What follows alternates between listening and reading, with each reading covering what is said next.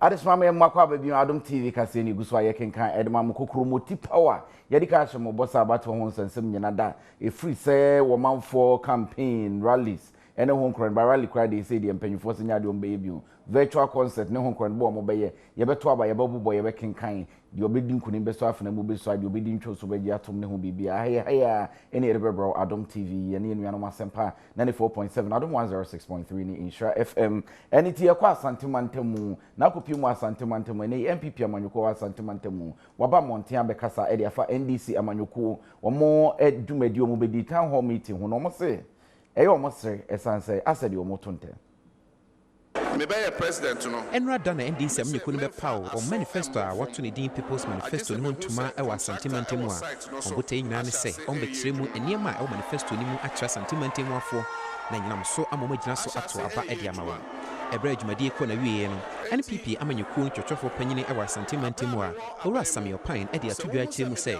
eya gudie na NDC amanyoko no bedi wa Asante Mantemu a wo mo na ka kire Ghana fo nyina se ne wiase se o manifesto ni People's Manifesto no mo ko nipa ne nan so enom no mo ekwadwene ho no mo ye manifesto nipa no abadwene asem ho aba me na so ne maka asem no wo sa be kire mu bi ma ye den manifesto mo de ba ku bi o mo ti TVET ebe ye free me boa me wa TVET ameno ka say free me try the senior high school minimum say free we say apprenticeship program egu so aye na me no ka say you training people over 26,000 October ya no we mo di we mo fidia kese a we mo di pamade de overlocking de o mo ekosia baba yie carpenter ni nyina nipa 26,000 across the country ya di mo mo di as a startup for their trade enti sane ma ye ne dada no wo ba be kan kire say wo die beba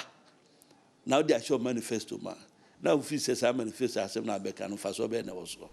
enche bia ane dwem training ade ma NDC amanyoko no chairman of Osu Ampofo ede tu dwa kire mu say enko be hia say MPP amanyoko na NDC ebetena se wa Asante Mantemu a na fema ya no ba ye e wo niema hodo ma ye ede abo Asante man na yem debate na yem say Asante Region project ha na so Asante nanso owura Samuel Pine ede atodwa kire mu say saa no ba ye no ehun hia emfama MPP amanyoko no wo mo kan asem bia na yem sire wo kai say wo mo flag bearer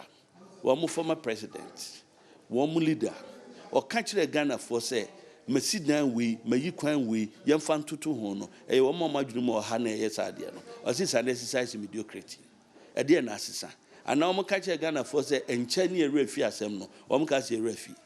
It's not important. Pimpino ni NDC amanyoko no tai kan say e ba infrastructural development ne kire say yesi hospitals ye yakwan ye schools ahodo dia o mudi kan e wo MPP amanyoko no so e wa Asante Mantemu a nanso owura Samuel Pine a wo twotwofo panyine de ma NPP amanyoko ndi atodwa chem say no kure bi anim mfie du ba ko a JJ Rollins be di say military officer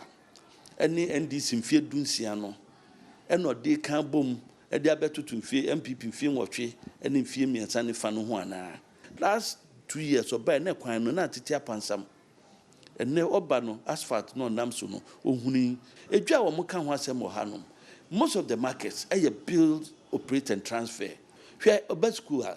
ena me no ka say every senior high school wa Asante Memo ko expansion aye no hono warehouse a yesisi e wo region mo ha sa adwuma we se nyina no mfie miensa ne fantami ene aye sa adwuma ne nyina e de ama Asante man